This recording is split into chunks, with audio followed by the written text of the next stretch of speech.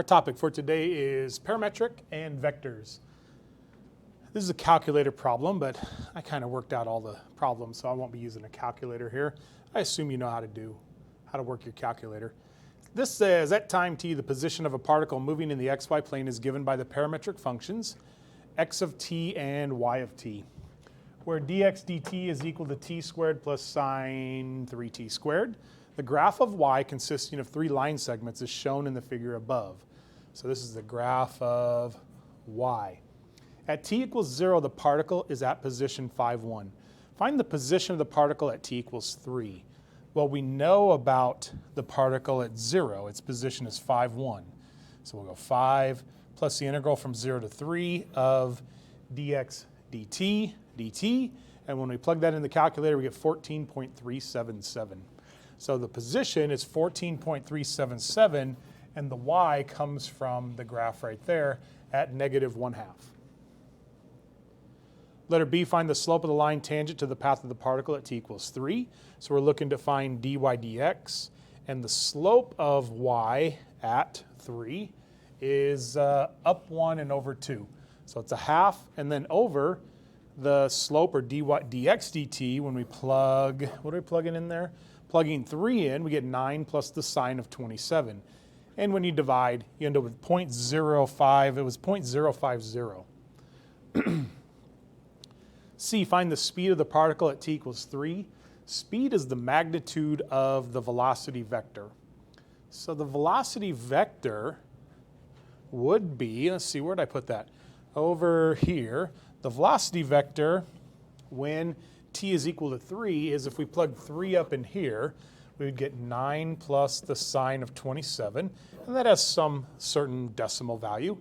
And then the velocity at t equals 3 for y is, again, up 1 and over 2. So this would be the velocity vector, and the speed of the particle is the magnitude of that vector. In other words, how long that vector is. So how do we find the length of a vector? We use Pythagorean theorem. It ends up being 9.969. D, find the total distance traveled by the particle from 0 to 2. Now we're finding really the length of a curve, essentially.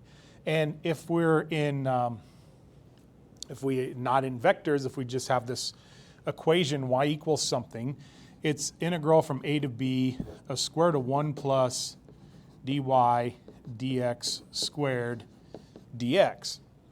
But now if we have a vector, it's the integral from a to b of square root of x prime of t squared plus y prime of t squared dt. So that's the length of a curve with parametric. So here we have dx dt, and we're squaring that, and dy dt at from 0 to 2. Well, the problem on this one is if we're going to go from 0 to 2, we got to go from 0 to 1 and then go from 1 to 2. So the slope here is down 2 over 1, down 2 over 1. So the velocity vector for that one is going to be negative 2 right there. And then we have to split it over, from 1 to 2. Well, here's dx dt squared, and the slope of this little piece from here is 0. So that's why we have plus 0 squared there. Now when you plug that all into your calculator, you get 4.350. So here's the rubric if you want to take a peek at it.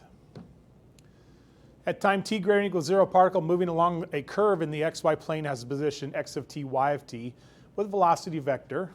So they just give you both pieces of the vector there. At t equals 1, the particle is at 0.35. Find the x-coordinate of the position of the particle at t equals 2. So we know where it is at 1. So if we go 3, and then find the displacement from 1 to 2, it ends up being 2.557. B, for 0 to 1, there's a point on the curve at which the line tangent to the curve has a slope of 2. At what time is the object at that point? So here's the slope. It's dy over dx. And we want to know when that's 2. So I would put this into y1, this into y2 of the calculator, and find out where they intersect. And they intersect at 0.840. Letter C, find the time at which the speed of the particle is 3. Speed is the magnitude of the velocity vector. The vector has direction, and then the length of the vector, which we call magnitude, that represents how fast that particle is going. We want to know when the speed is 3. So we set 3 equal to the magnitude of the velocity vector. So we're going to square cosine squared. So cosine squared of t squared. And then this e to the t is e to the 0.5 t squared. Well, when you have a power to a power, you multiply the powers, and half of 2 is 1. So that's why this just says e to the t. Well, I squared both sides. I think it'd be easier to plug that into the calculator. And then I never did write down the answer for this. So let's cheat. Let's go to the rubric and actually get the answer. 0.840. Did I write that down? I don't think I did. Oh, that was B. Are they the same answer? They can't be. No, here's C. 2.196. 2.196. Find the total distance traveled by the particle from time t equals 0 to t equals 1. Well, total distance on a parametric curve is a to b square root of x prime of t squared plus y prime of t squared dt. So here is essentially the derivative of x, and here's the derivative of y. So we're going to square those and do the integral, and you get 1.595. Rubric.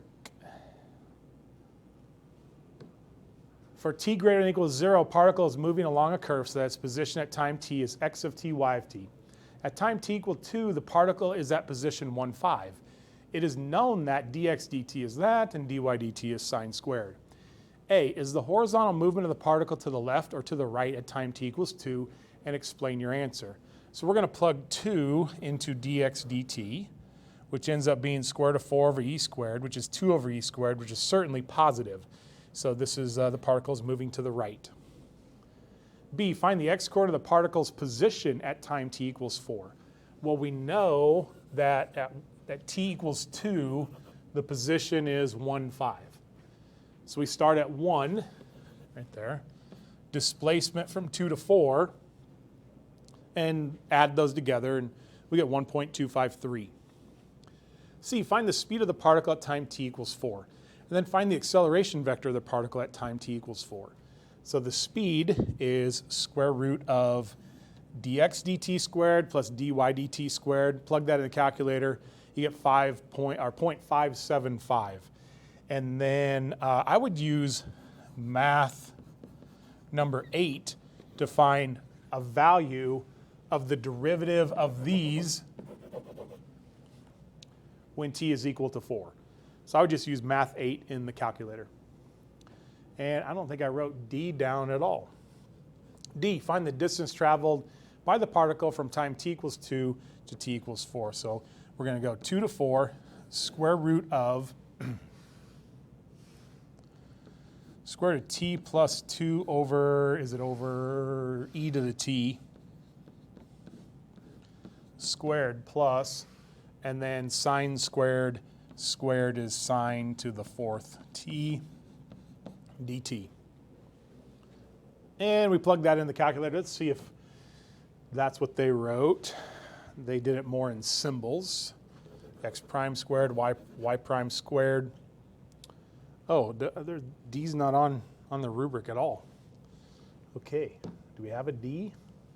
Yeah, it got cut off on the rubric. All right, no big deal. Plug that in the calculator, and you end up getting a value for that. And we talked about how I never copied letter D to this. All right, there's the rubric. The length of the curve y equals sine of 3x from 0 to pi over 6 is given by. We need to take the derivative of y, and then you end up squaring the derivative. So when you square the derivative, you get that, and it's letter D. And it's square root of 1 plus the derivative squared. If 4 to negative 10 is negative 3, and 4 to 6 is 5, then what's negative 6 to 10?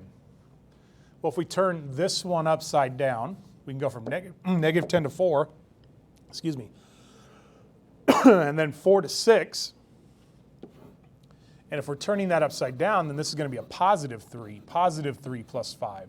So we end up with 8. The slope of the line tangent to the graph of y equals x e to the x at x equals natural log of 2 is, and I skipped right over this one, slope of the tangent line. So y prime is equal to first times derivative of second plus second times the derivative of the first. So y prime is equal to the natural log of 2, e to the natural log of 2, plus e to the natural log of 2. But this is 2 and that's 2. So 2 natural log of 2 plus 2. If f of x equals that, then f prime of x is represented by, well, the formal definition of derivative is limit as h approaches 0 of f of x plus h minus f of x over h. So we got to plug x plus h in for x.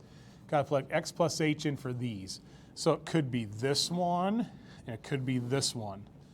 Then we're going to minus f of x, so it could be this one or this one. And of course, they both have h's in them.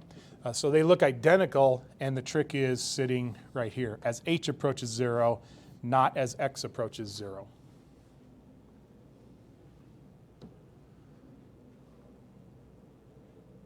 I decided on this one to do common denominator. So here's common denominator. 5 divided by 5 is 1, and then negative 1/5 x. And we're going to let u equal the inside here. U equal the inside. Here's the derivative, which is negative 1/5 dx. I don't have a negative 1/5 dx. I got a 1 times dx. So we'll multiply by negative 5. And now instead of doing everything in u and then plugging x's back in, we can plug 5 in for here, and 1 minus 1 is 0. Then plug 0 in for that, and that'd be 1. So instead of integrating from 0 to 5, I can integrate from 1 to 0 and just do everything with u. So the antiderivative is 2/3 u to the 3/2. We plug 0 in there, we get 0. We plug 1 in there, we get minus 2/3. So it ends up being a positive 10/3. Which of the following limits are equal to negative 1? The graph of this function is this. So anytime x is positive, you're going to get a positive 1. Anytime x is negative, you're going to get a negative 1. So approaching 0 from the left side is actually negative 1. So yeah, that checks. 2, if we plug 3 in, we get 0 over 0. So we use L'Hopital's. Derivative is 2x minus 7. Derivative of the bottom is negative 1. Now when we plug 3 in, we get 6 minus 7 over negative 1. So negative 1 over negative 1, you get a positive 1. Here, when we're looking at ending behavior of a rational, we look at the highest powers. Those are the same powers, so it's negative 1 over 1, which is negative 1. So 1 and 3. What is the radius of convergence of the Maclaurin series for this one? Well, this looks suspiciously like a sub 1 over 1 minus r. So r is going to be negative x squared. And then for a geometric series, the absolute value of r has to be less than 1. Well, that means it can just be x squared is less than 1. When we take the square root of both sides, we get the absolute value of x is less than 1. So the radius of convergence is 1.